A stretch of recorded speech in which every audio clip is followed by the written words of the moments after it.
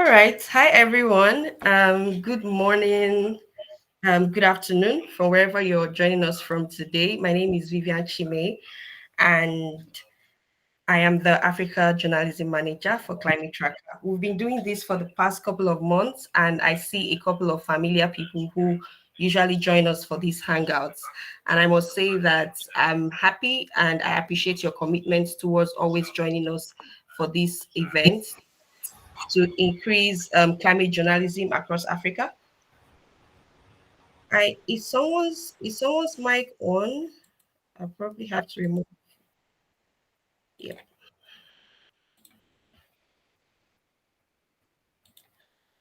Okay.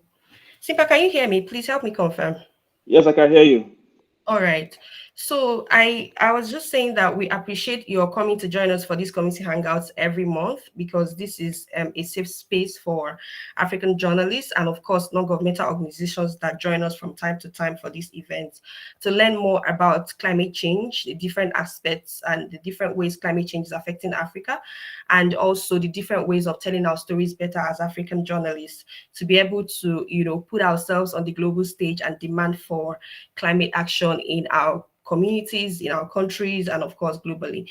So, thank you so much for joining us today for this particular webinar on telling the climate story visually. And of course, you would agree with that, especially in a time like this where climate change is a huge problem globally.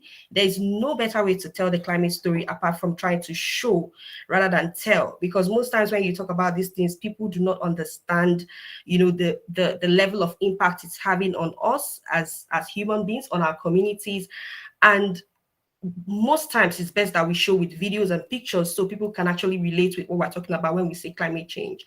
So that's why today we decided that we bring some of the best documentary journalists and documentary filmmakers to talk to us about how we can inculcate videos and pictures into the stories that we tell as journalists to be able to tell effective climate stories and let the world hear and see our stories and our problems and the challenges that we're facing as Africans.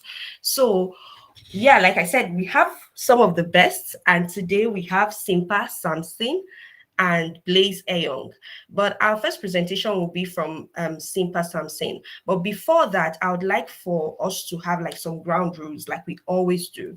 Keeping our mics mute so that the presentations can go on smoothly. If you have questions, you can drop them in the chat. When the presentations are over, the presenters can actually answer and attend to all the questions. And also, we wouldn't want, even if you want to raise your hands, you can do that after the presentations. And then at the end, no, towards after the first presentation, we're going to have like a group picture.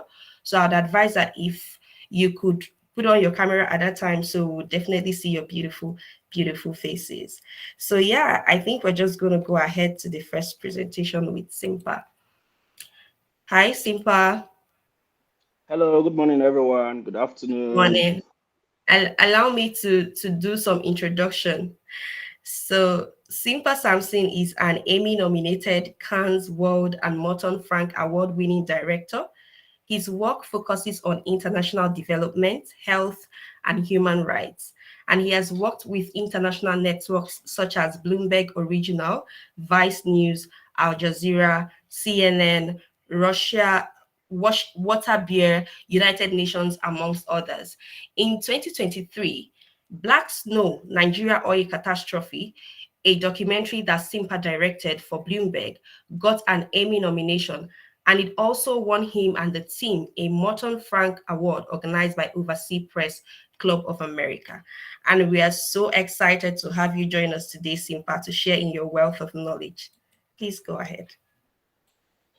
Thank you very much. Uh, Thank you, Vivian, and thank you, Climate Tracker. So, I don't know, can everybody hear me? Yes, yes, we can. Okay, so this is like the first time I'm doing something like this. I'm always used to being behind the camera and doing my thing, but talking to people and telling them the process has never been my thing. But thank you for the opportunity. So I'm going to try to share my screen. So as I read through the presentation, we'll all be able to see what I've written down. Let me.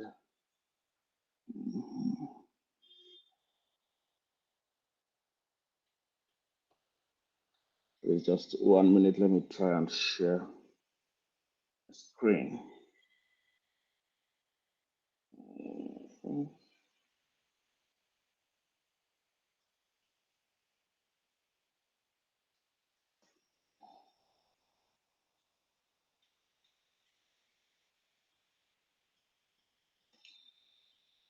Okay, can we all see my screen?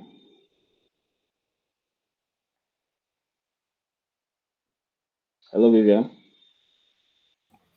Yes, yes, I can see your screen. Okay, so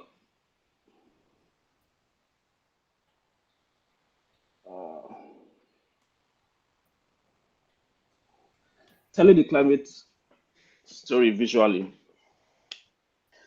The urgency of addressing climate change is one of the most pressing issues of our time. And as a documentary filmmaker, documentary director, I've had the privilege and responsibility to bring a lot of critical climate story to life through visual storytelling. And climate change is a complex problem and it requires innovative approach. So it's not something new and it's it's a global problem. And for you to be able to tell climate change story, you need to be very, very innovative and creative if you want to approach it. So I was able to list down some approaches to telling climate story visually. So whatever I say here applies to both picture and video. I've had the opportunity of working as a documentary photographer and also a documentary filmmaker on different projects. So I've been able to tailor everything to apply both for video and picture. And these approaches that I've listed down are not, they're just step and guide that you can just follow while trying to tell climate change story. They are not, how do I put it, is not like rules that if you want to tell climate story, you need to follow these rules. These are approaches that you need to put in the back of your mind during pre-production when trying to tell climate change stories. So, number one, we focus on the people and their value. I'll run through the approaches before I start explaining each and every one of them. Why number two, we balance urgency and hope. Number three, diverse approach in climate change storytelling. Then number four, be creative. Number five, be accurate and credible. So here, number one, focus on people and value. So climate change is not just a scientific or environmental issue, but a human issue. And when approaching the task of filming story about climate change, I believe in the power of immersion and authenticity. So every time I have a project to do and it's climate change related, the first question I ask the producer is, what can I see the people doing? What are the visual elements that I'll be able to film? What is unique about this character? And as soon as they give me a word inside the person's character, I sit down and try to draft out B-roll because filming interview without beautiful B-roll to really show the impact of climate change is nothing. So I try to put myself in their shoe, and as soon as I touch down for production, I try to spend roughly 10 to 15 minutes with the person that I'll be filming just to get myself familiarized with the person, talk with the person, know what the person is going through, and put myself in the person's shoe. So from this first picture here, where I'm sitting on the boat, as soon as I was done filming the woman, she said she's going to check her fishing net that she has casted overnight. And I told her that I was going to jump into the canoe with her.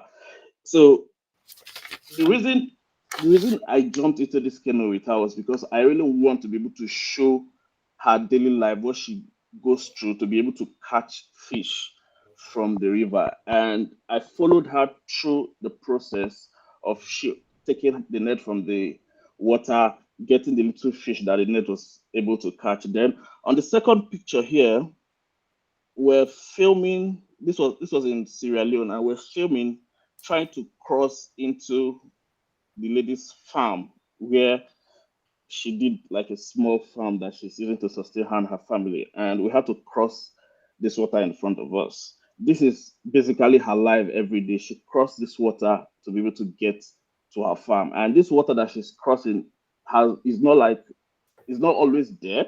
It's as a result of climate change and over flooding of the bank that results in her crossing this water. So she had to still follow the path, and we follow her through the path to her farm. And for this other two pictures over here, this was in Calabar, and we're filming the Mata story. And during pre-production, I asked Mata, "What can we see you and your team doing?" And she said they go into the swamp to plant the mangrove stem. And she was surprised, and she said, "I won't be able to follow her there." And I told her that she shouldn't worry about that, that I and my team will be able to follow her. So immersing with her and her team was was something that we had to do to be able to tell an authentic story of what Mata and her team goes through. So you focus on the people, you focus on their value, and the way to focus on them and their value is to immerse with them, immerse in their daily life. This is what they do daily, and this is how this affect them. Ask question: what do you do on a daily basis? What do you do? What does you and your team do on a daily basis? And if she's able to open up to you, then you should be able to live her life. That way, you'll be able to tell an authentic story. If while we're in Sierra Leone, we ate what they were eating, we drink the water that they were drinking, just to let them know that okay, we are part of them. These are part of the thing that filmmakers have to go through. So there's a trailer that I would like to play from one of our recent trip in Sierra Leone. Just talking about focusing on the people and their value. I don't know. Can you? Is my screen visible? Yes, yes, it is. So Okay. have you started sharing another screen, or is it still the same presentation? No, I was trying to play a video. I don't know if the video is showing. So I think you Oh, should share I that have to. link. Yes. Okay, so I stop this one and share that one. Yeah. Let me Okay. stop this and window and this share. Okay, good. Can we see it? Yes. Okay.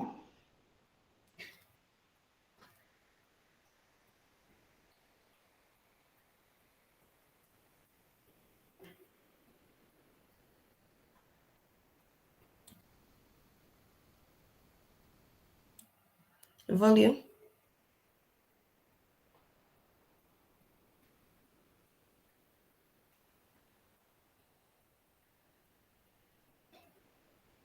Okay. Sorry, guys. Like I said, I'm just getting used to this. Okay. Is it sound good? No, we can hear. Check it. We can hear. Okay. I'm coming. 1 minute, please. Let me switch. Let me switch to.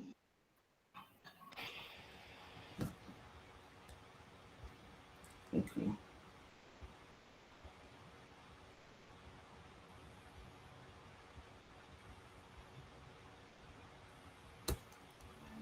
How about now? Ngalua awa temibi tenga wana awa kaya tenga na awa yele mjejita na mulupinga mwana lima blo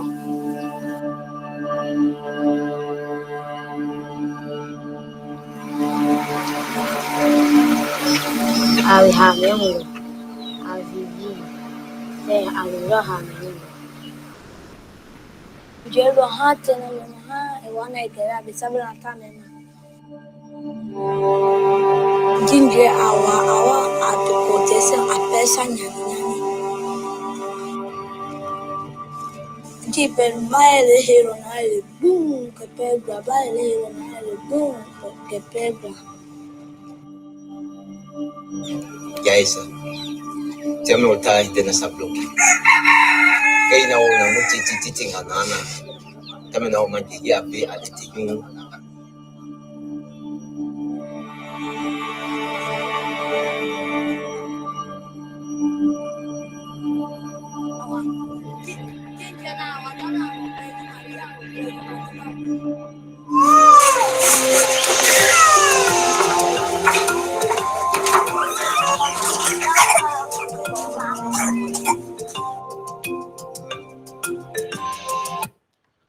Okay, let me pause this. We'll continue that video later. The reason why I pause it is because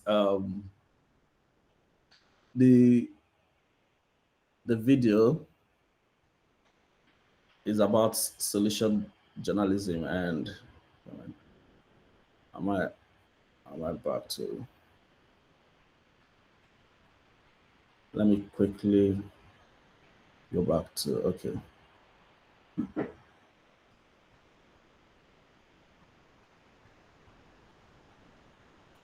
Good. So, am I still audible? Yes. Okay. So, the second is to balance urgency and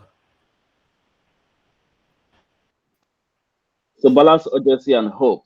So these two pictures here are pictures that we took in this in Sierra Leone. The first picture, this was in March 2023, while this second picture was in September 2023. And this tree that these young men are standing under, by the time we came back in September, the tree was gone already. So this community is a fishing community. And while trying to tell their story, we embed with them for over 8 days, and we're able to understand their culture.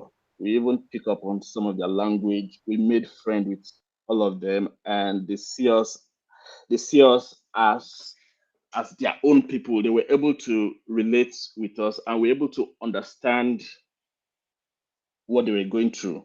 So, climate change is a serious and complex problem that requires immediate action. And we aim to take the audience on a journey, allowing them to witness the impact of climate change firsthand. This involves spending time in the environment and community affected, building trust with the people we film, and understanding the nuance of their experience. And by doing so, we can create a more profound connection between the viewers and the issue at hand. Emphasis, solution, and benefits that are doable and worth it. Inspire and empower your audience with clear ways they can contribute to positive change. So, what I'm trying to say here is if you want to tell a climate change story, it's not something that you rush and tell. You need to be able to take your time and spend some time in researching, then spend your time in the community that you're telling the story so that you'll be able to understand their life. And while telling the story, you'll be able to tell an authentic and beautiful story that when the audiences are watching it, they'll be able to feel what you felt while telling the story and what the people are feeling. Like the trailer that I just played, I'm sure from seeing the trailer alone, you should be able to understand what those people are going through. From the little that I show is just a trailer, you're able to understand that this community is things are getting bad and worse day in, day out for them. So while this thing were there, we try to explain to them that their community is gradually washing away. Every time we tried to explain to them, it was difficult for them to understand us. So when we went back in September, I think they now allowed us. We were able to talk to the authorities, and they allowed me to fly in with a drone. And when I flew into the country with a drone, that was I was able to take some drone shot from above and show them what the community looked like. So this two picture on your screen, like I was saying, this is the tree that this young man was standing on, and the tree is gone. So the flood came in high tide and it washed the tree away. So I'm going to play the drone shot for you to understand the urgency and how we're able to let them know that despite the fact that climate change needs an urgent solution, there's still hope. And if they're able to take some certain step, they should be able to save their community. Common place.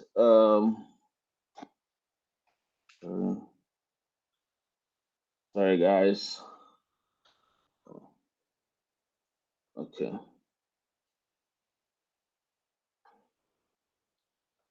Moment. Window.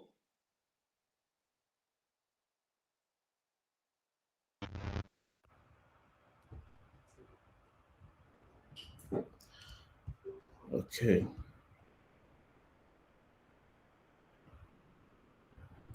Okay.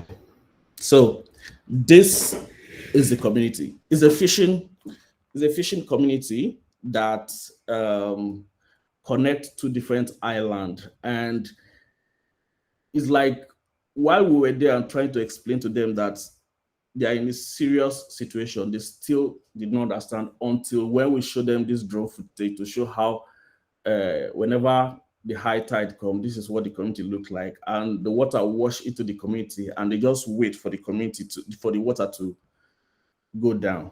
So this is what the community looked like from above. And while we're there trying to let them know that the community need an urgent solution, we also try to see how we can salvage the situation for them. That's through Save the Children that I was working with. So this road, this road that goes like this was where we're standing in the first picture that I showed while following the woman to her farm. This is the road that we followed. This is how the road get flooded during the rainy season. And they told us that 5 years ago it was not like this. So gradually, the water is trying to wash and take over the whole community. And the permanent solution for them is for them to move upward, because moving upward, there's a high ground there where they can actually stay. But because it's a fishing community and it connects to island, and that's where they make their living daily, they decide that they're not going to move up. They'll just stay there and see how things go. So what Save the Children tried to do was to see how they can help them salvage the situation while they are still there. I'm gonna stop this now. Okay. Let me share this window back.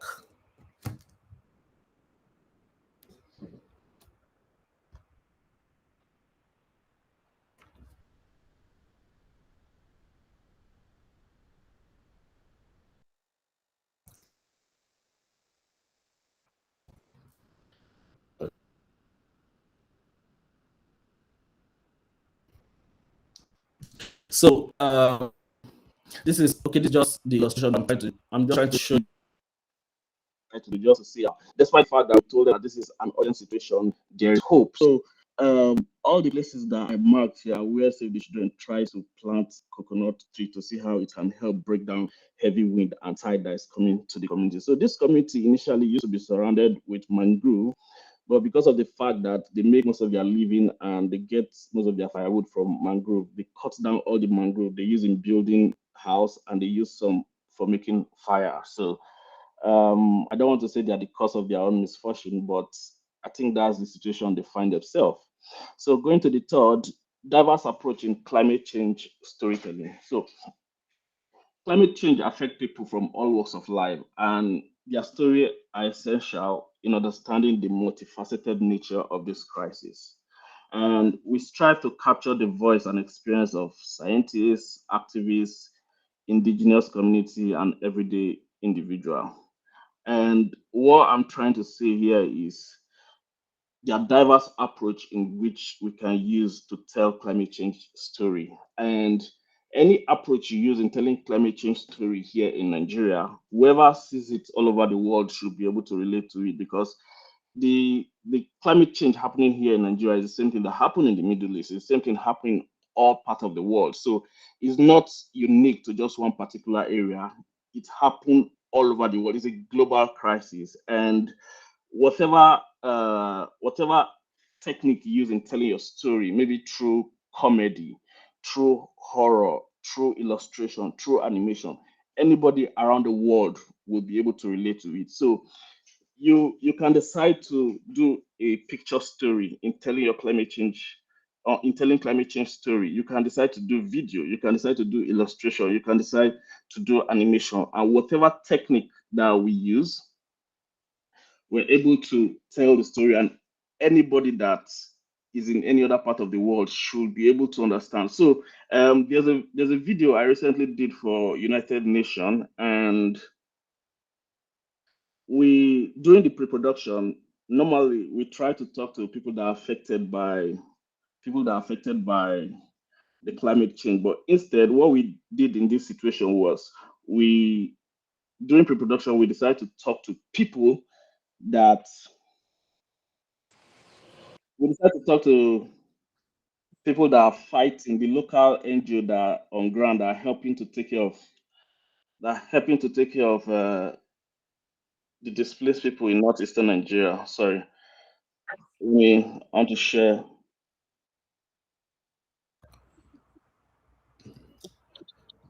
So what I'm trying to say is whichever technique you use in telling your story, anybody anywhere will be able to relate. And this particular video I'm playing is a video that was shared globally by United Nations OCHA, and everybody it got like a very good review. Everybody was able to relate that this is what these people are going through. In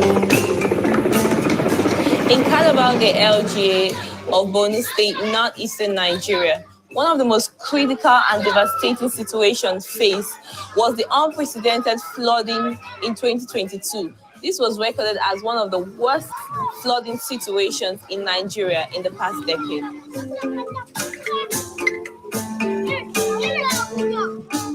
As aid workers, we had to confront the aftermath of this natural disaster while also facing our own personal challenges. But no matter what we face, we remain committed to our mission, unwavering in our determination to take support to all those affected by the natural disaster. My name is Favor Isaac, a humanitarian aid worker with Gold Prime Organization in northeastern Nigeria.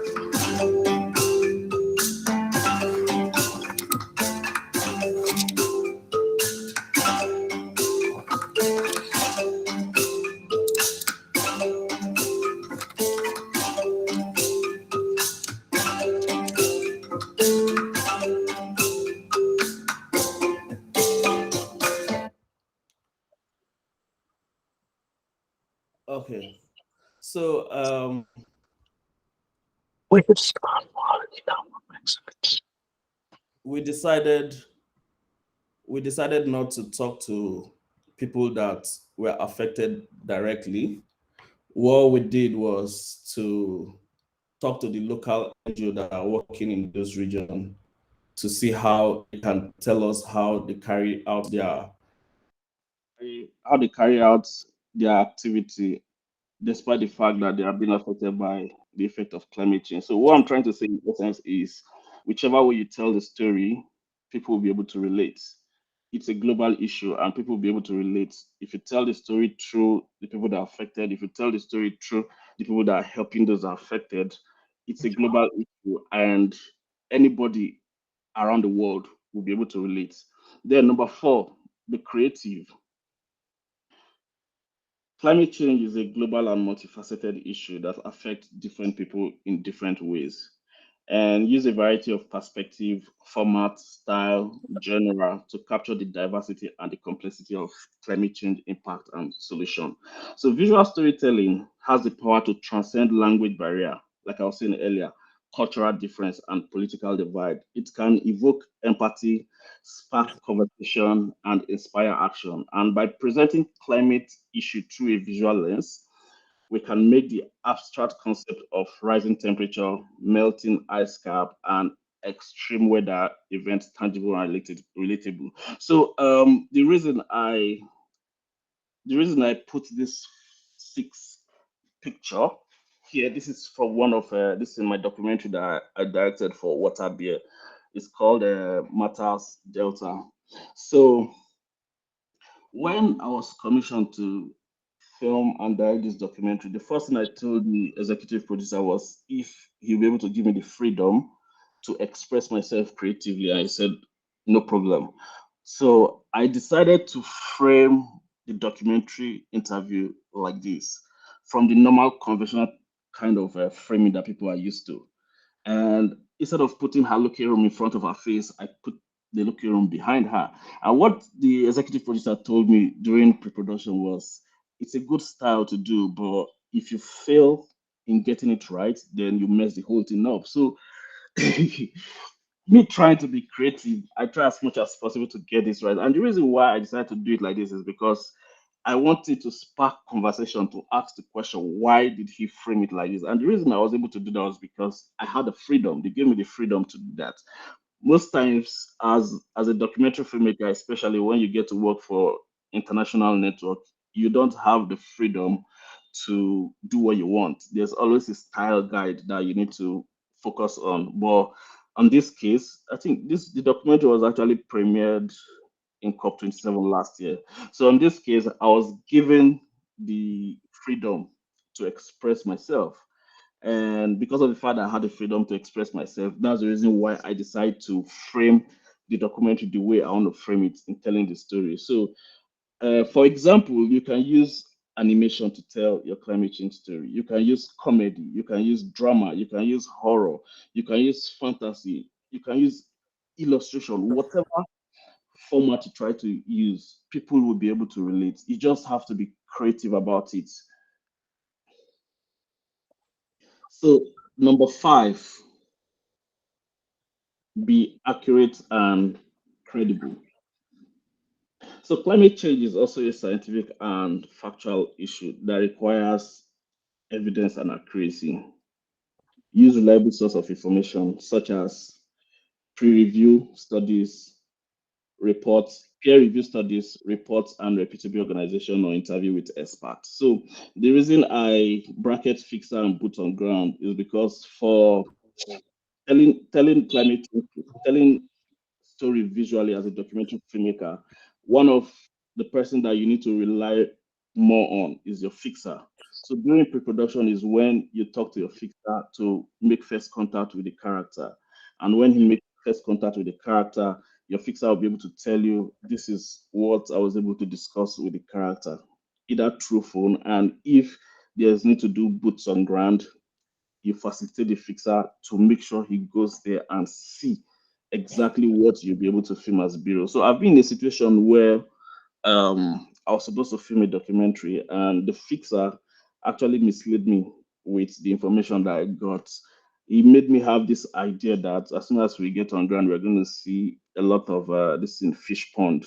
But on getting on ground, there was nothing like that, and I almost lost it. But we have to salvage the situation.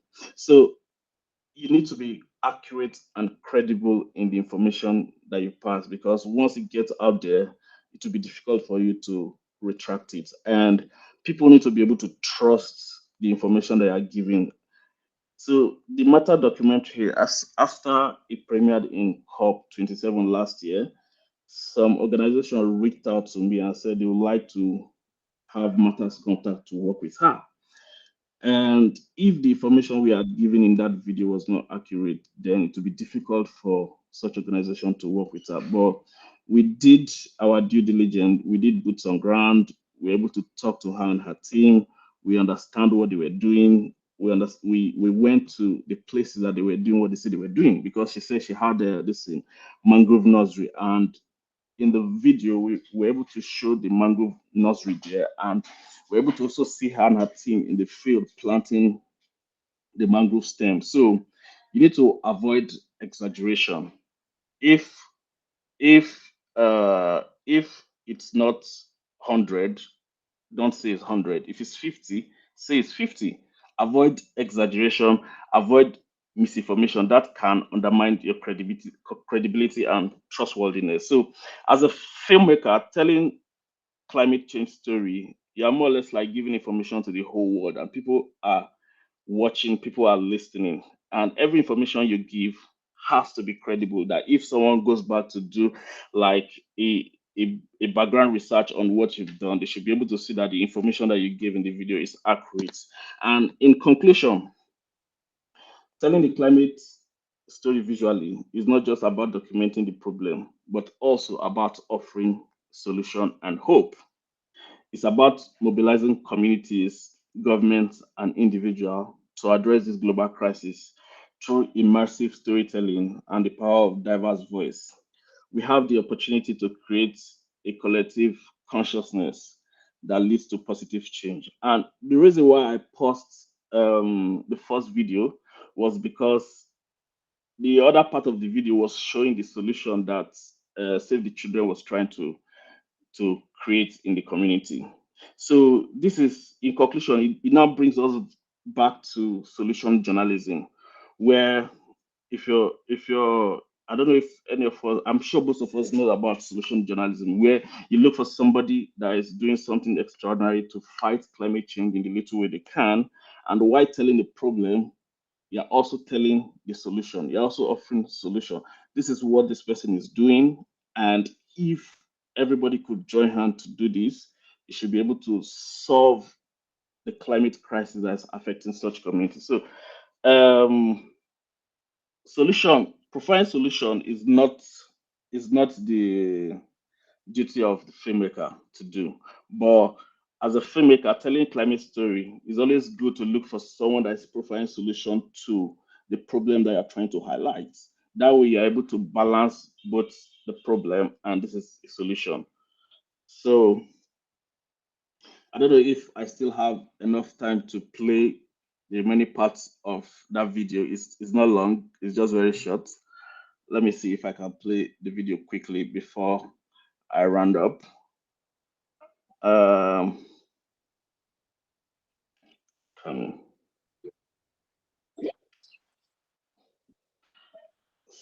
So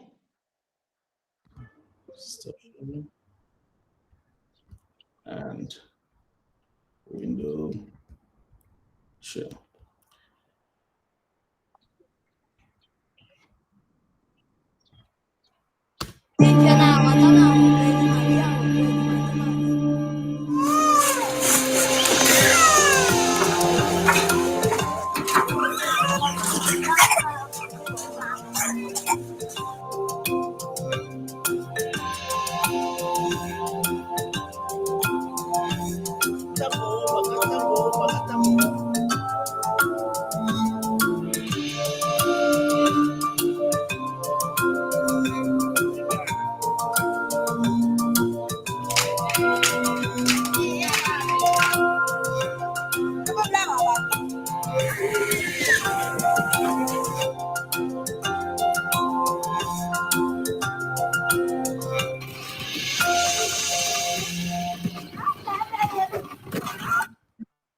Okay, so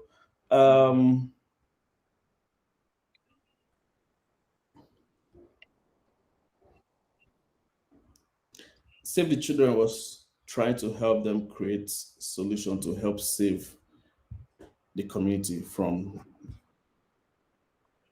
drifting away totally.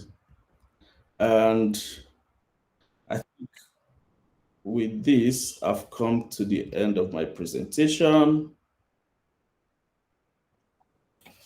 And thank you very much. Like I said, this is the first time I'm doing this, and I hope I was able to pass the information.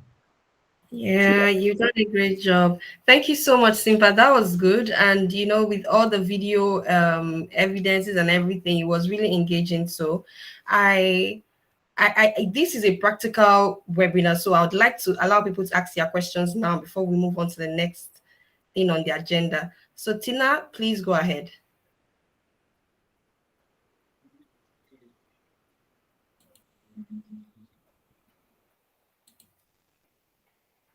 Hi, Tina.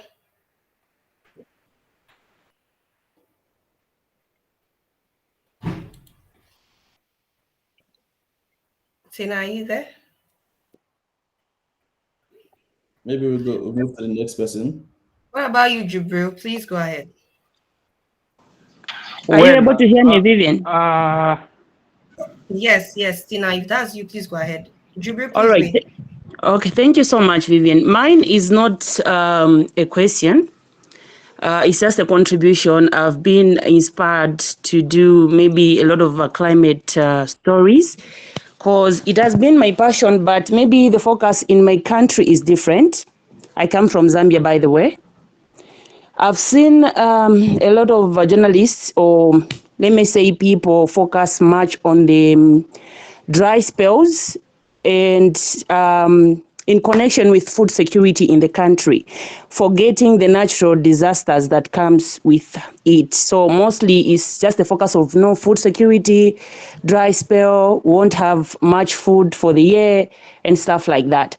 But also there have been a lot of natural disasters that have caused a lot of problems and suppressed government's effort. When even schools roof blown off, something like that, which is also a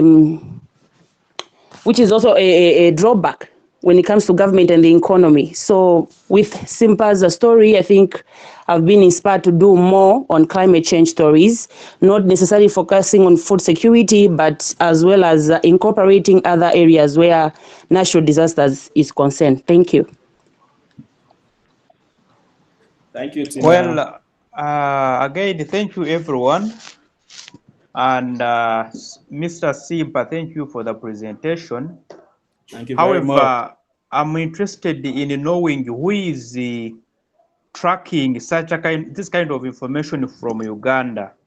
Personally, I'm not a journalist, but I prefer knowing the person who is like representing the group in Uganda, so that such a person can be fed with the information.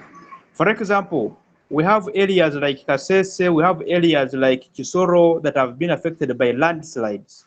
And someone who is very good at doing what we call geospatial mapping of the area, you can get a very good story that this is what was before, and this is what happened after the restoration of the place. So my point of interest is if I can be guided or connected with any person who is in Uganda doing the same, so that we can work hand in hand with the organization to see how this information can be brought for everyone to see and get more about it. Thank you.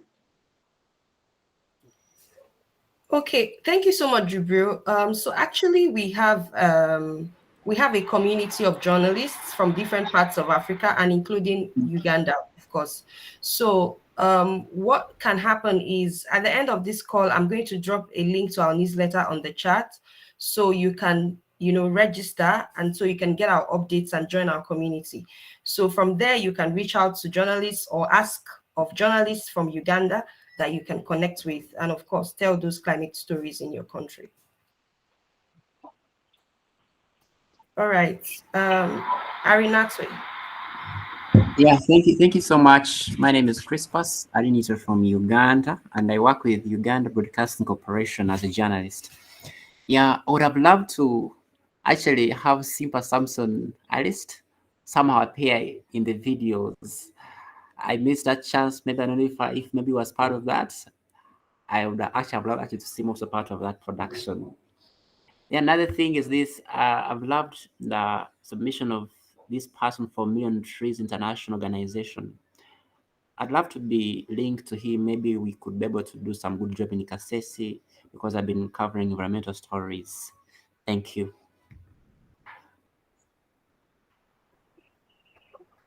Okay, I did not get the first question. I don't know, Vivian, did you get the first question that he said he would love me to? Christmas? Yes, what I was meaning, he had some good production. The videos were so good, some good presentations. I really loved them. But then I would have loved to see him actually somewhere. Maybe when he's making some nice shots. I really didn't get a chance of seeing him somewhere. I don't know. Is it like maybe supposed to be like that? How do we approach such kind of things when you are presenting? Maybe when you are doing some of those stories, can't you appear like somewhere? Maybe they see you in action. Okay, you mean see me behind the scene?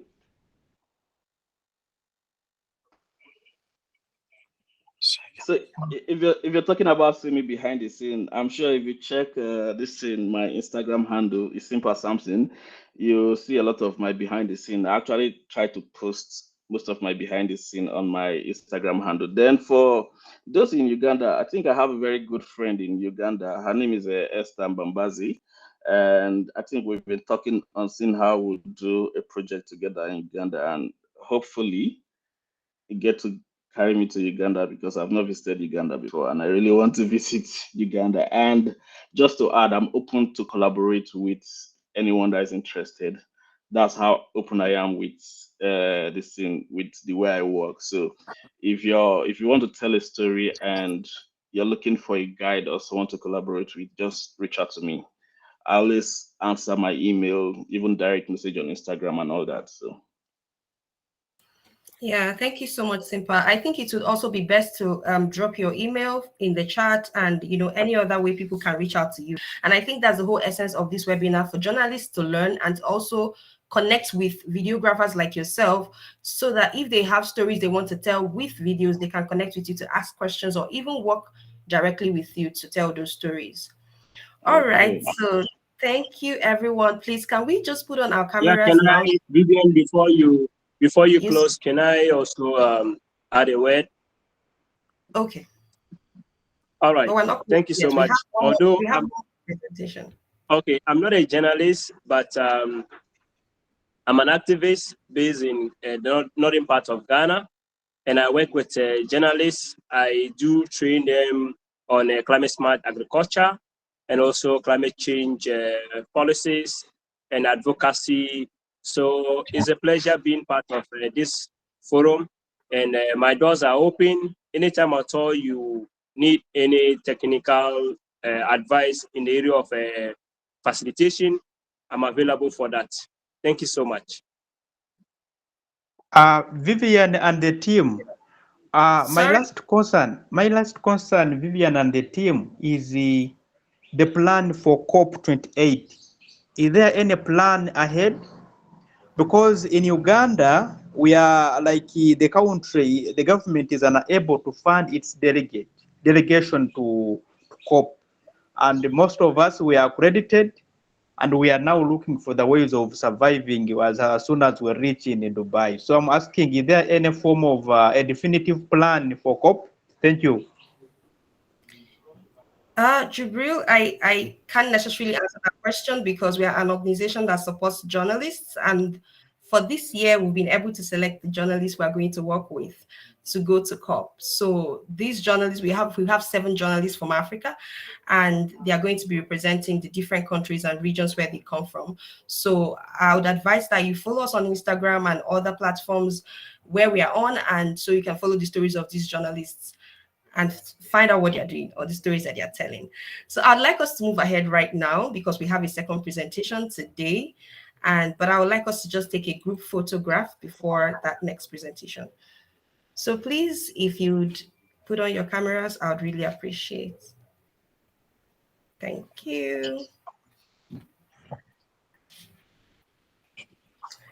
Thank you. I see very familiar faces. I actually appreciate you all coming monthly to spend time with us and to, have these discussions. So I'm just gonna take one. Please put on your cameras. I'm not seeing your fine faces. Okay.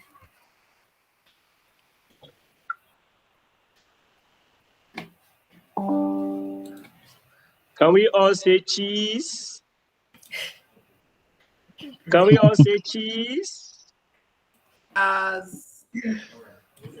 All right, I'm gonna just take one more and okay, let's say cheese. Okay. All right. All right, thank you so much. Thank you so much, Eric. Thank you so much, everybody. All right, so we're now going to move on to the next presentation by Blaze Ayong. Blaze, are you there? Oh, yes, I'm here. Can you hear me? Yes, I can. Yes, with your beautiful African attire. All right, so we have Blaze Ayong, who is an award-winning Cameroonian multimedia journalist. His work has been broadcast on several international news networks, including CNN, BBC, DW, and Reuters News Agency. He's currently producing his first feature documentary, and we're very glad to have you join us today, Blaze. Please go ahead. Thank you. Hello, everyone. I'm happy to be here. Thank you, Vivian. Thank you to the rest of the community. So, Simpa has said a lot. So, I've learned a lot from him. So maybe I would just touch on the part of television. I think my discussion today is about how to pitch and also execute a visual climate story. You cannot pitch a good story if you don't have a good story. So I think we'll start with having a good story. So you have to find a good story, and there are several things that make up a good story. You must consider and ask yourself: is my story or my idea strong enough? Is it appealing enough? And so that's where you have to start. You also have to ask yourself, will this story appeal to people outside my community? So, for example, if you work for Channels TV in Nigeria, and you're doing a story, and you're in Lagos, you have to ask yourself, will this story appeal to the people in Abuja and in Kano? Or if you're doing a story for a TV channel in Ghana, and you're in Accra, you have to ask yourself, will people in Tamale or people in Kumasi like this story? So that's how you start by identifying if this is a good story, because the story you're doing is not for you alone. In fact, it's not for you, it's for the audience. And the audience are not necessarily people in your immediate family or your vicinity, the neighborhood where you stay. These are people that are going to be watching as far as your media is the reach. And it's even more interesting if you're doing this for digital. So you're doing something online. Then you have to think about how will people, if someone is watching this video in New Delhi in India, or in Sydney in Australia, or in Lusaka in Zambia, how will they receive this story, and is it something that's interesting for them? So that's how you identify if you should go ahead with the story or not. So the first thing, before you pitch a story, you have to look for a story idea, and your story idea should be able to be appealing to a wider audience. You also have to find out why would people care about this story, and especially for environmental stories. I think a lot of us care about environmental stories, but you still have to ask yourself this question: why should someone care about this story? Because at the end of the day, a story can be about the environment, but the effects of the environment or the effects of climate change is felt by human beings. So at the end of the day, it's human beings that are going to watch this story. So you ask yourself, will they care about this story? Why should we do this story?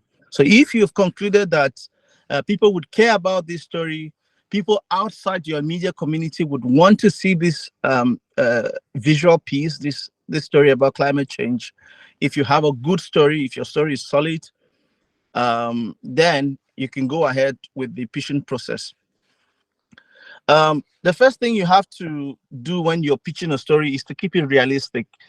You may have all the crazy ideas of the things that you want to do. You want to fly with an helicopter, but is it realistic? Can you get a helicopter to shoot? So you have to keep your story. Is it realistic to achieve? And you can still do the same story, but you can still do the same story, and it's realistic, and it will still come out well. Instead of trying to create some kind of an illusion, you want to do like this, you want to speak to this person, and maybe you don't have access to that person. So before you pitch a story, pitch it in a way and a manner in which you know that this story is feasible, it's realistic to achieve. It's better to undersell your story. And I do not think you should undersell your story, but it's better to undersell your story to the editor than to oversell the story. Because remember that the editor has the right to commission but they don't have the right to use the final material if they feel like what you pitch to them is and what you've delivered is below what you pitched to them. So if you oversell the story, it's a big problem, especially for television. It's a big problem because what happens is these editors have plans for broadcast and even for documentary films. Whoever is commissioning something, do not oversell the story. Do not exaggerate the story. I think Simpa said something about facts and figures and how you have to keep them accurate. It's extremely important that you do not oversell the story. It's so dangerous if you oversell a story because the story can end up in the desk of an editor.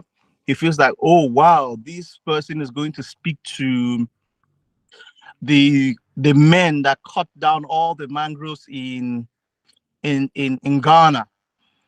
And then by the time you get there, you don't even have access to speak to the people using the mangrove as firewood.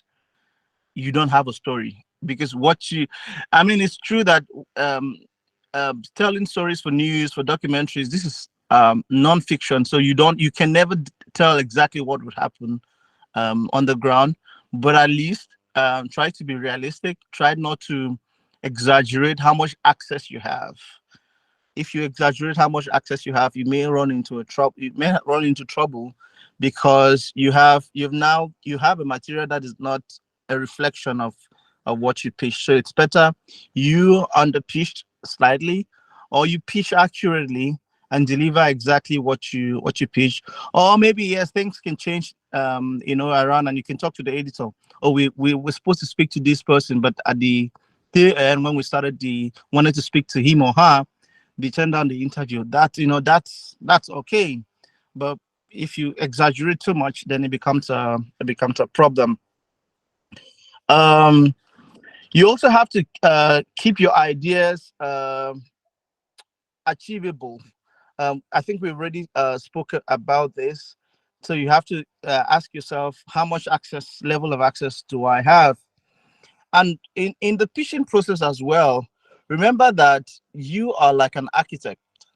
So you know the story, the editor doesn't. So for an architect, for example, if you want an architect to come up with a plan to build a house for you, before they start writing down the construction plan, like most of us as human beings, they already have a visual representation of how this house looks, where the window would be, and things like that most often, right? But the client and the editor, your editor, the person you're pitching to is like a client. They don't have this idea. This is your story.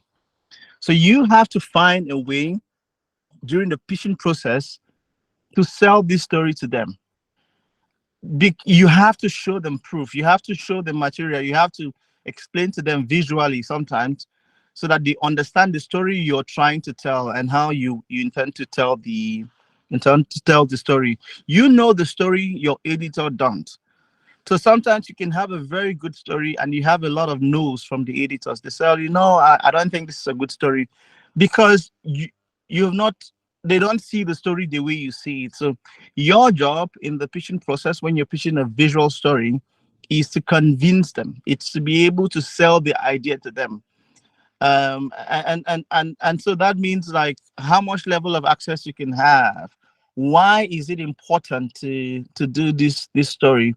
And that takes me to the next thing I want to say. Every story has a certain time is relevant, not because the story is not good. So for example, for those of us that work for television networks and even for online platforms that do video, this is one of the best periods to pitch a climate change or environmental story. Why? Because we have a global event, one of, if not the most or the biggest event in the world when it comes to climate change. You have COP, which is coming up next month in Dubai. So now there's a link. What is your story tied to? What's your pitch tied to? Why is it important to do that story now and not next year? Why is it important to do that story in November? So you have to think about that. You have to think about things like that. if you're pitching a story, you have to ask yourself, what is the hook? Why will my editors commission this story now? For example, like I mentioned before, you have COP coming up, COP28. So now is a good time to pitch a lot of climate change stories, because the conversation around climate change, environmental protection, climate justice, this is the time, this is the period.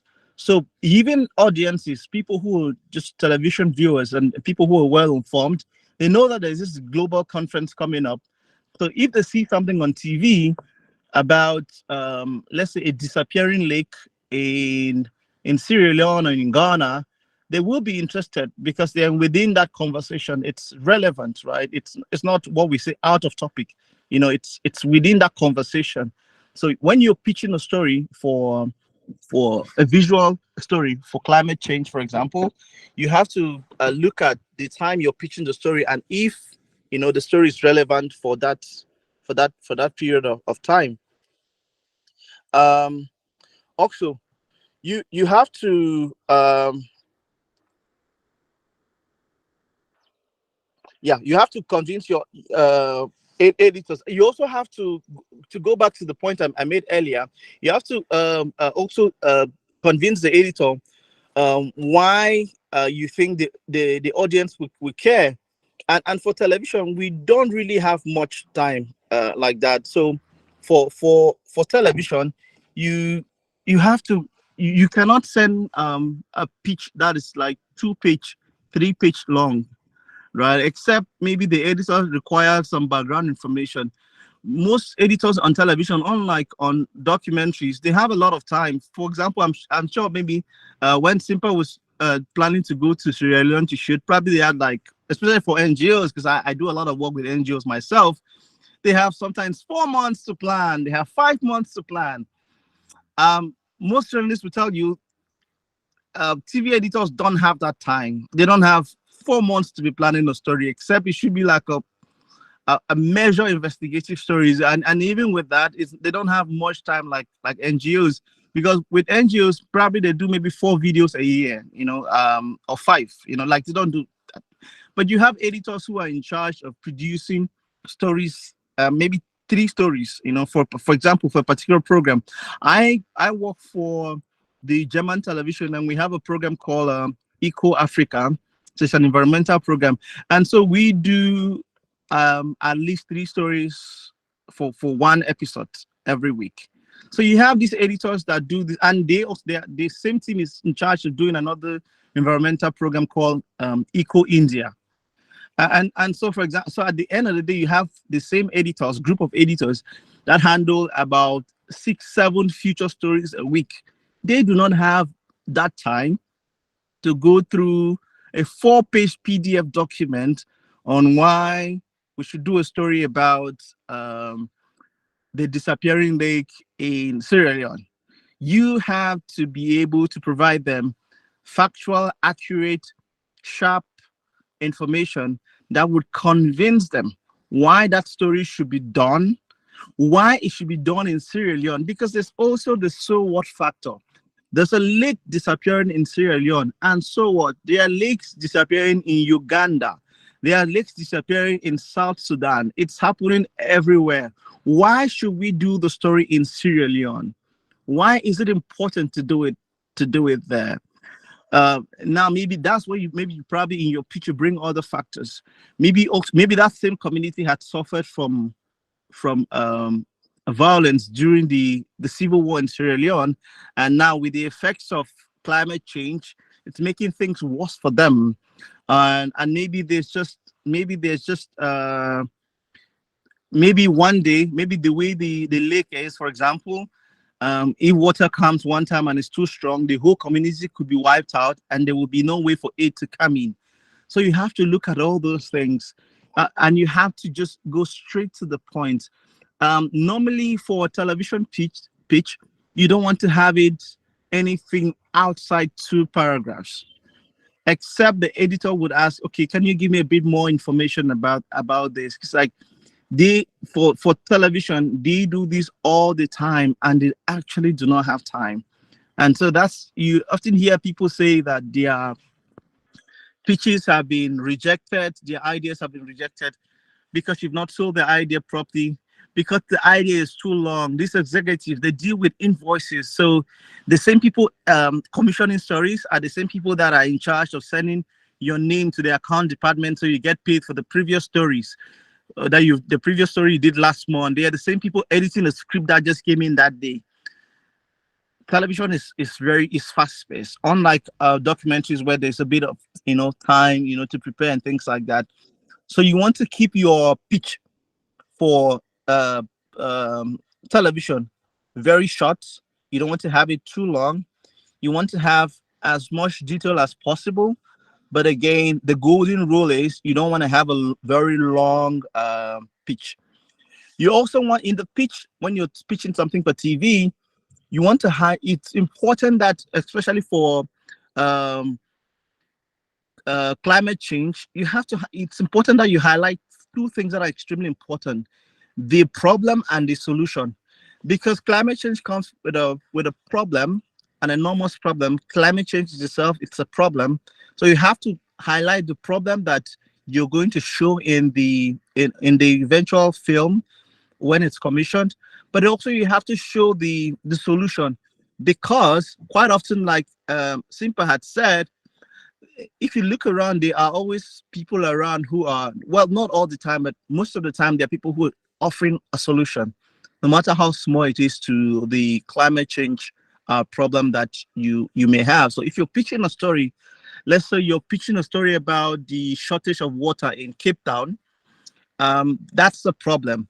You have to explain in your pitch how you're going to go about showing that problem, but also look around and see if there are organizations. Quite often, there are organizations that are involved in the solution.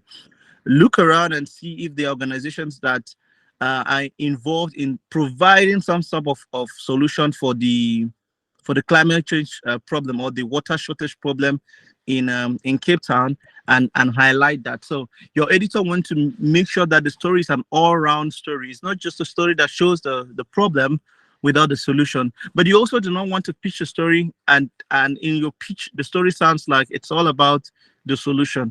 If you have a solution, it's because there was a problem. You also have to convince your editor that there was definitely a problem, or there is a problem that the solution is trying to solve, and you want to show that. You should also think about the protagonist when you're pitching a climate change story. Why is it important? You may have, for example, you want to do a story about, let's use, because we have seen the visuals, let's use Simpa's story in Sierra Leone. Simpa talked about this woman who he followed and saw how she was doing fishing. Why should you use that woman instead of a man? Right? Especially when you're doing a story that has to do with climate justice, you have to find a way that maybe your protagonists are part of the vulnerable group. I don't know if that's making sense. If you're doing a story about climate change, who are the people most affected by climate change? And for that particular story, who are those who are most affected? So, for example, it's more visually appealing also, for example, to have a woman who is involved in fishing. Traditionally, we know that fishing is dominated by men. So it makes more visual sense to be able to see a woman involved in fishing in the lake, like what we saw with our colleague, Simpa. And so if you can follow, if your protagonist is someone who is involved in the story, it makes it better. But also someone who is most affected, because, for example, if this woman involved in fishing, maybe she's the breadwinner of her family, right? And she goes to the lake every time to fish because of the effects of climate change. She doesn't get much cash. Maybe she goes back home. Her husband, if she has a husband, her husband would probably think that she's lazy, and that's when domestic violence can come in. So you see that, as we all know, that the climate crisis affects health, it affects conflicts. This weekend, I have a story that came out how the effects of climate change in northern Cameroon, just close to the border with Chad and Nigeria, is inspiring, or it's causing conflict in that region. So you hear a lot of young people joining insurgent groups in northern Cameroon around the Lake Chad Basin in Nigeria. Some of these people join these violent groups because of the effects of climate change. Because, for example, I spoke with a cattle herder who is struggling now to find water. So he doesn't know the amount of cattle that he has. He has so many of these animals. He has lost count, but he has a major problem because now he has to walk for miles upon miles upon miles to find water to feed these animals. So tell me, if someone like this happened to lose all his animals, and terror groups like Boko Haram try to recruit him to become a soldier or to become a fighter, and they're giving him some money every month, he probably joined. It's things that have happened before. You know, you've had people who've joined these insurgent groups because maybe in their villages they struggle to have water, and now if they can join a violent group that's able to give them some money, give them motorcycle, and they can feed their family, sometimes they join. So when you're pitching a story, think of your protagonist. And when you're thinking of your protagonist, it's better to have the protagonist, someone who is directly affected by the impact or the effects of climate change. Because in every story, like we've all established, it has to do with human beings. And so your editor has to be aware that you have a strong protagonist that is part of this story, that would carry this story. In every story, generally, I think we have even non-journalists here. Generally, when you're doing a story, you have someone who takes the story from point A to point B, all throughout, especially in a visual story, for it to make sense. Mr. This is suffering from this problem. This is the effect of this, and this is how the story ends with him finding a solution, or he doesn't get a solution and is hoping for a solution. So it's always something like that. Mr. XYZ has this problem. He's going through this. This is how it's affecting him, his income, his health, and he finds a solution, or people from this organization help him. So you have to look for a protagonist, and it's only fair to look for someone who is directly involved in the affairs. And like I have said before, someone who is part of the most affected group. Like we've seen in Simpa's story, shot in the northern part of Nigeria, where he decided to do the story with an organization that is involved in helping people affected by flood. You see that clearly that is his main protagonist, and the lady, we can all relate to that lady. So she's helping other people, but she's also involved, and she's suffering from the effects of climate change. So that's what I mean by looking for a protagonist that is involved, not a passive protagonist. You cannot have someone who will speak all throughout the video, but they are not directly impacted by what's happening. An editor will not commission the story, and even if it does, the viewers will not relate to that story. And from what Simpa said, a lot of people related to that story, and from my judgment, they related to the story because they could see her as a sister, as a friend, as who is helping, but she's also challenged by this problem. So picking your protagonist when you're pitching a story, it's extremely important, because it's the person that carries the story. And picking your protagonist has to do with how they're involved in the story. Sometimes it has to do with their age. For example, if you meet a young fisher man, or a young child that's like maybe 7 years old, or maybe 9, 12 years old, who is now a fisherman in an island in Ghana, and they are suffering from the effects of climate change, is visually appealing, because you can say, like, this young man is already in a disadvantaged community. At the age of 11, he's a fisherman, but he's also suffering the effects of climate change at a very tender age. So it's important to make a good pick when you are picking your protagonist.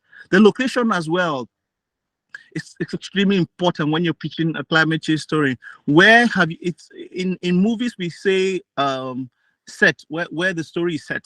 So where you can want to tell a story about climate change. You also have to look at the appropriate location to do the story. Which location best shows the problem or best shows the solution you're trying to show.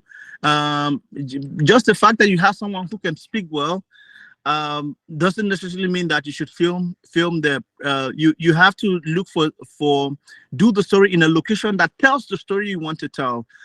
So when you're pitching, make sure, because your editor may ask you, okay, you want to do a story about the cutting down of mangroves. For example, I'm currently producing a story about the effects on climate change in the city of Douala. Douala is Cameroon's largest city and it's Cameroon's economic hub. Douala is, some experts say it's almost below sea level. So Douala, and it's like that. So every time it rains, it would flood and the whole city would be flooded. And now, because Douala is beside a large river, it has a lot of mangroves, but these mangroves are disappearing because you have people who just chop them off for firewood.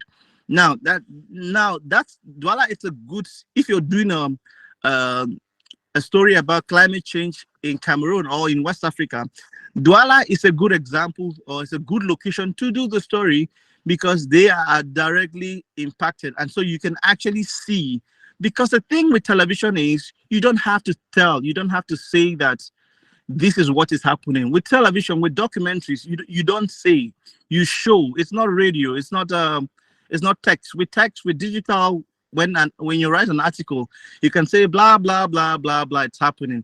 With video, you have to show. That's why you have to choose a location that show the audience what you're talking about.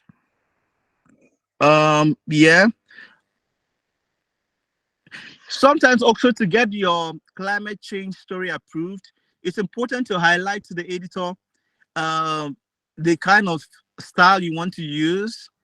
My colleague Simpa already mentioned that you saw in the style of interview, but also sometimes you have to also tell the editor, because that style portrays, it would invoke questions. People will be asking, why did this videographer, why did this director do this particular interview style? It goes further. You can, to also get that story approved, you can also tell your editors the kind of equipment you're going to use to get it approved. So for example, if you're talking about areas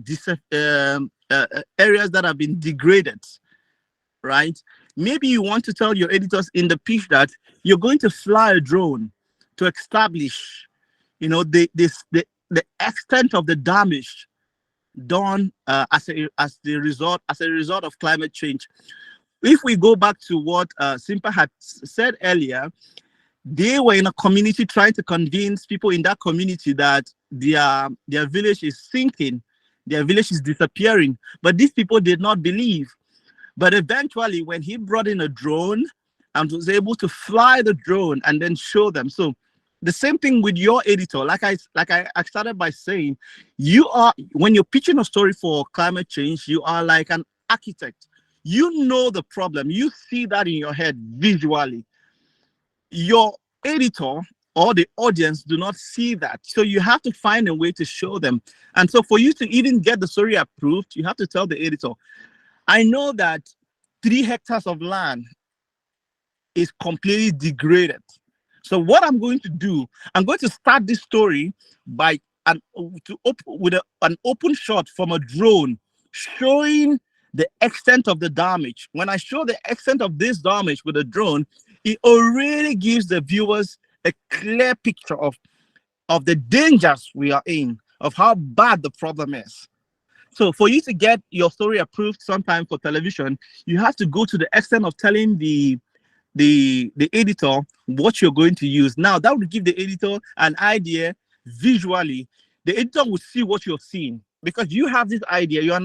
Remember, you are an architect, so you have this idea of how this building, how this video is supposed to look like. The editor doesn't. So maybe you have to mention things like the use of drone. If you're doing a story maybe about how an invasive plant is affecting fishes in water in a lake, like a story that I did for CNN a while ago, you have to ask yourself, should I use a GoPro? Should I use some kind of a camera underwater to show how, the extent at which this invasive plant has choked the water body, even right under, and so that navigation for fishes is impossible. So you have to think of that. Give your editor the relevant hint of what you want to show.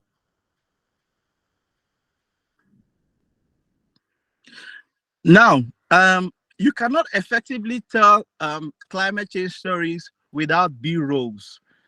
Interviews and interviews by themselves is not enough.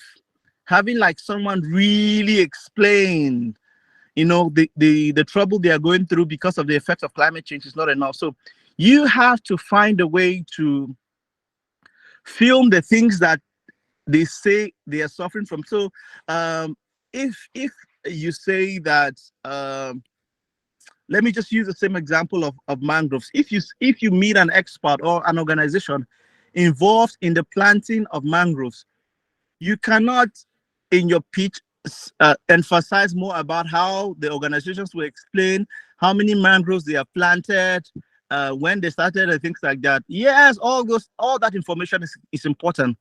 However, you have to find a visual plan to show and see how they are planting this mangrove. That's what would captivate the viewers, because I don't think someone would sit down and watch a 5-minute interview of someone just talking about what they are doing. Okay, they are doing this. They have to show that. So you cannot effectively tell a visual story on climate change without properly without proper B-rolls. So B-rolls, for if you don't know what it is, because I think we have non-journalists here, is basically picture action. So you have to see action. No more like, yes, the talk is important, but the talk accompanies the action. With television, or with even documentaries, what the people are saying, what the experts are saying, what the climate change experts are saying, what the protagonists themselves are saying, what the community is saying, should be accompanied by enough B-roll. And you can never have enough B-roll. So shoot as much as your time can accommodate, because sometimes sometimes the viewers would understand the story when they see the action, when they see what's happening better than what is being said. So too bad for me, I didn't come with a slide to show some of the videos, but you all will attest that when Simpa was illustrating with the video, you had a better understanding of what he was trying to say.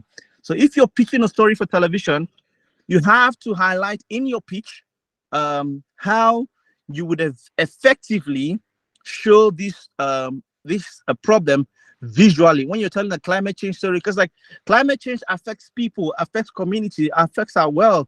And so climate change is physical. It's not some talk. You can see the effects of climate change. You would see that the land is being eroded. You would see that seawater is eating into land. You would see that places have been completely degraded. So you would see these things, and so you have to show in your plan. You have to show. Secondly, on television, you don't have much time. I think I said this before. On TV, you don't really have much time to be able to tell your story. So you have to keep it simple. Now we are going to, this is just the last part, maybe in just 1 or 2 minutes. Now this is shooting, because I don't want to talk too much about shooting. I just wanted to emphasize on how you can pitch your story, because I think my colleague has already said a lot about how you shoot this thing.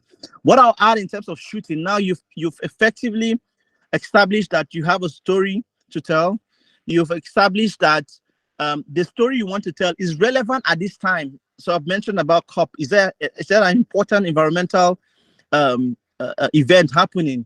Has there been a recent catastrophe, a disaster that has happened? For example, somewhere where you can now go to that community or a nearby community to highlight why that happened.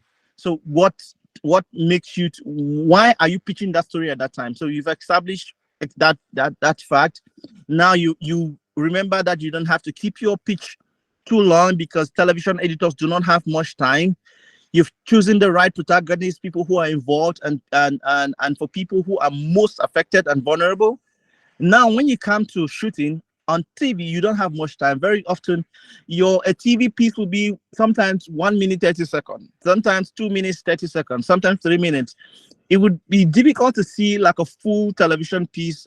Well, it happens, but not all the time. That's above 12 minutes, right? That's really, really rare for TV. Very often, it's under 4 minutes. So you don't have much time. When you're going out to shoot a climate change story, have a plan, have a visual plan. It must not be perfect, but say that I would start with this, I would film this, and I'll film it like this. I will interview this person. And when I interview this person, in your head, you already know the question you're going to ask them. So you imagine what they probably would say. After his interview or her interview, then I would film this. So have a plan. Don't just take your camera and go out or your microphone and go out and start shooting, So you have to film bureaus. Think about the bureaus you want to film. Say, I will film this bureau here. I will start with these bureaus. I would film these bureaus like this. And then I would interview this person. Then I will move from this point and I go to this other point and I will film this bureau and then interview this person. When I move from this point, I would film this bureau. So have a plan. Have at least two or three different locations. You cannot, or 2 or 3 different actions. So for example, if you're filming about the city of Accra, it's affected, or Cotonou in Benin is affected by climate change. People are cutting down mangroves and there's an organization providing a solution, right? You cannot just be in the same place and film everything. So you have to, in your plan, you have to say, okay, I will film bureaus of people of the coastal line and how people are cutting down mangroves. And then I see people carrying the mangroves away. And then I interview an expert. And then the expert will talk to me about the dangers of doing this. Then I would move from here and I would go to people living beside a river who say that because of the cutting down of, and then I will film them, trying to brace their homes because water comes there all the time. And then I film maybe the woman making food. Then I would ask her about how, in the last 5 years, there has been an increase in water encroaching into our home. And then she would talk about, how that affects her. Then I will move from here now, and I'll probably go and talk to the people that are cutting the mangroves. So I would go deeply and see how they are cutting the mangroves and ask them if they know that what they are doing is dangerous for the people that live around there, and eventually the effects of climate change will also affect them. And then maybe I round up, I go back to that woman now. I see her planning to relocate to go to another side because the effects of climate change have been so unbearable where she lives. So basically, you cannot just be in one place and do a climate change story, or you cannot just shoot one action. You have to shoot a variety of actions that shows the problem, the consequences of that problem, probably the people bringing the solution. So now maybe you can move from that woman and go to maybe an organization that has a nursery. You see how they are watering the nursery. You film bureaus of the organization nurturing watering the nursery, and then see them taking the seedlings to a site where they would plant. You film them planting the mangroves, and then you interview them why they think that is important to do this work. So basically, that's how you pitch, and that's how you tell a climate change story. And remember the golden rule for television: there isn't much time. Do not make your pitch too long. When you're going out to shoot, please have a plan. At least have a basic plan. Things can change, but at least have a plan to shoot the problem, shoot the consequences of the problem, and then the solution. Thank you very much. Thank you so much, please. Thank you so much. You had mentioned while presenting that sadly you don't have a presentation, and I would appreciate that maybe next time you do what you're telling us, show us and not tell us. But of course, that was great. Thank you so much. I don't know if anyone has a question. Okay, Simpa, please go ahead. Yeah, I just wanted to add quickly. I know the topic that Blaze handle is actually a very difficult topic to talk about. Trust me. So basically, I just wanted to add that virtually all he said is more or less like in your documentary, you need to be able to explain to the editor everything they'll be able to see visually. You explain every little detail as much as possible, so at the end of the day when they are seeing the film, it should be able to they should be able to see the pitch that you wrote and the final film that you made. So it's more or less like Blaze tried to break every little detail. He break everything down, but in a nutshell, that's just it. Every beautiful video, every beautiful documentary you see out there was once written as a pitch down, and every detail of the film was written down by the person pitching, and the editor approved before it come to life. All right, thank you so much for that, Simpa.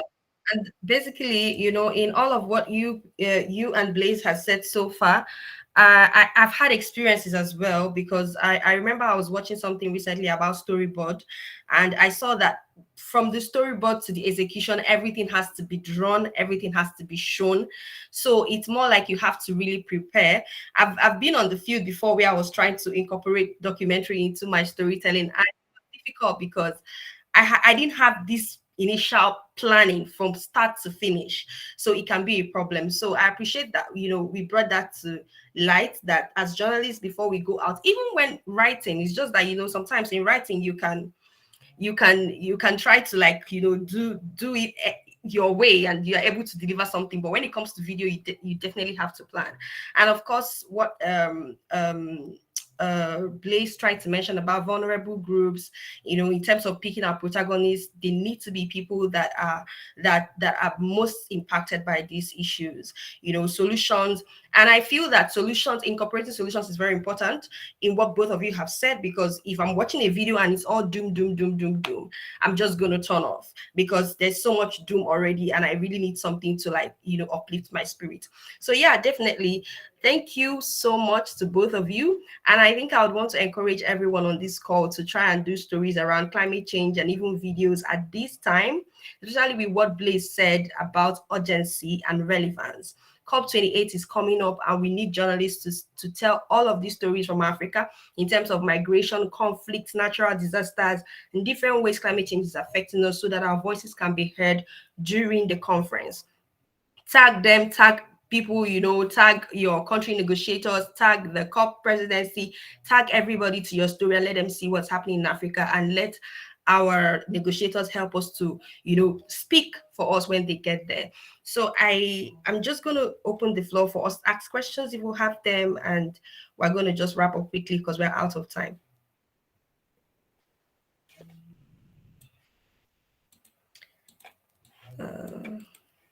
Anybody?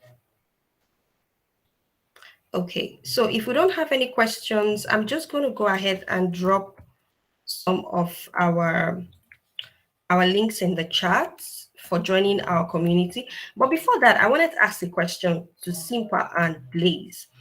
As journalists because from your perspectives, I've seen that you both are talking from the angle of people who are already into documentary filmmaking. And sometimes it can be difficult for maybe journalists like myself inclusive, who do not necessarily do documentary filmmaking on a daily basis or in the work that we do constantly. So how would you advise journalists who want to incorporate videos into their stories? How do they start when they don't have all of those equipment, all of those big cameras? How would you advise them to incorporate videos even with their smartphones in terms of mobile journalism to be able to tell these stories visually? Simpa, would you like to go first? Okay, so I think I used to be a journalist, or I'm still a journalist, will I say, video journalist. So the style of documentary I do is not just documentary; it's called news documentary. So you're infusing news and documentary together. It's different from the normal conventional documentary. Most times I do run and gun, where we follow the story as it unfolds. So for journalists trying to do video story, I know smartphone has made a lot of things very easy right now, and the best way to go about it is look for someone that is already doing it and ask question. There's this saying that if you ask question, you can never get lost. Ask question. There's this friend of mine. She's a journalist, and she was going to produce a story, a text story, and she reached out to me and asked me how will she be able to incorporate video into her story. And I said, okay, do you have a smartphone? And she said yes. I said, okay, there's this little tripod, smartphone tripod. Will you be able to get it? She said yes, she'll be able to get it, and she got it. And I told her there's also this little this thing mic that you can use for smartphone that comes out with very good production. Can you get it? And she got it. I said, okay, good. Now that you have all this, I'm going to teach you the classic way of shooting documentary or shooting video, whereas anybody that see it will not even know that you're not professional. Put your phone down, put your phone on the tripod, stand still and record for 15 seconds. If this is the B-roll that you want to record, put it down for 15 seconds, record. Change this in your location, 15-second record. Always, if you're a journalist trying to do video, your shot should be very, very steady as much as possible. So those little tips that I gave to her, shoot steady shot. The mic that I told her to get during your interview, if you can't frame the person on the side, just make sure there's a little room above your head and there's room on the side. Frame the person and let the person answer your interview question. And she came out with a very, very beautiful story with those little tips. So, as a journalist, if you're going out to do a story and you need someone, you need to do video story, reach out to someone that is already doing it. Ask question on how you can incorporate it, because I know using the big cameras are actually very expensive. Let's be true to ourselves. If I tell you what my equipment kits are worth, you won't even want to go into production. But smartphone has made the work so easy that with a very good iPhone, you'll be able to tell a very beautiful story. So just ask question. If you ask question, you can't fail. If you ask question, you won't lost, like they say. So Blaze, over to you. All right, thank you so much, Simpa. Yeah, so you've essentially said we should go ahead and tell stories, do videos with our phones, and yeah. So thank you, Uh, let me Blaze. recommend iPhone, please. And the reason why I'm recommending iPhone is when it comes to phone video, I think Mhm. iPhone is still the best. Then when it comes to photography, they are good, but when it comes to photography, Google Pixel is the best. But for phone video, still go with iPhone. They have this very beautiful video that if you know how to shoot, it comes out very well like a professional video.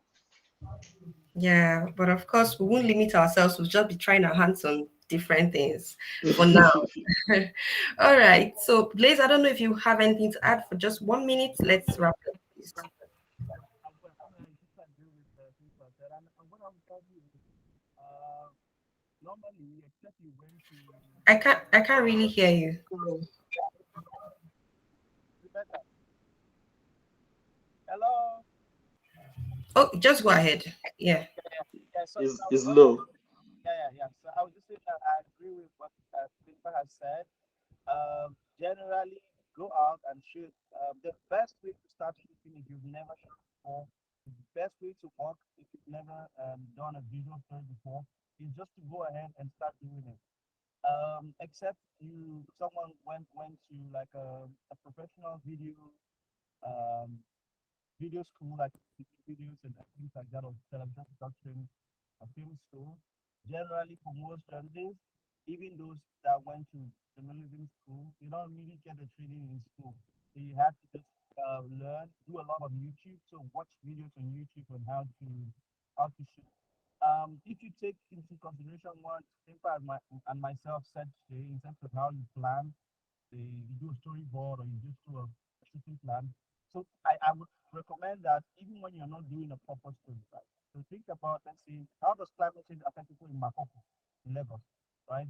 So if you have one weekend, Vivian, please come up with a visual plan. I want to see how climate change affects children in Makoko. Take your phone, buy a phone tripod, go to Makoko, do the same things that we just discussed there, about doing a storyboard, looking for people most affected, how does it affect them, and things like that. Film. And the goal of filming is just take variety of shots. Take wide shots, when it's necessary to establish where you are. Take medium shots, take close up, and then show the things they are talking about and show them doing something action. Do that repeatedly, you realize that you become a pro in making videos in less than no time. So that is the golden rule. Go shoot. You can never be perfect in shooting if you never shoot. Because the thing with us is, I'll tell you, even Sifa and myself, we learn and discover different things every day. Like this, every day you shoot a story. I showed a story about 3 days ago, and I learned a different approach. So the main goal is take your phone, buy a phone tripod. Yeah. Take your phone, buy a phone tripod, and because shaky images doesn't work, it will not work. When your images are shaky, they are shitty. Make sure your images are stable, and do not do the birthday kind of filming where you're filming left to right, left to right. Have it steady, 10 seconds, 10 seconds, 10 seconds, and you will be good. Thank you. All right. Thank you so much, Simpa and Blaze. Thank you for all of your insights today. I want to say that Simpa dropped a particular link in the chat. Water Beer is a platform that allows you to watch climate change and environmental documentaries, and it's totally for free. And you can also find Simpa's Mata Delta documentary on the platform. And I've also dropped in the chat our community link, so you can join any of our communities on Facebook, on Facebook, WhatsApp, and Telegram. And also you can sign up to our newsletter to get weekly updates on our activities in Africa. So I want to say a very big thank you to everyone who made it coming here today, and to our amazing speakers. And please stay in touch with them. Blaze, I don't know if you dropped your email in the chat so people can reach out to you in case they want to work with you. Let me drop that now. Thank you. All right. I also see some people dropping their contacts. I've taken the pains of copying some of the numbers, and I'm going to add that to our WhatsApp community. So this is where we draw the curtains, and I want to say thank you so much. Please. Thank you very much. All right.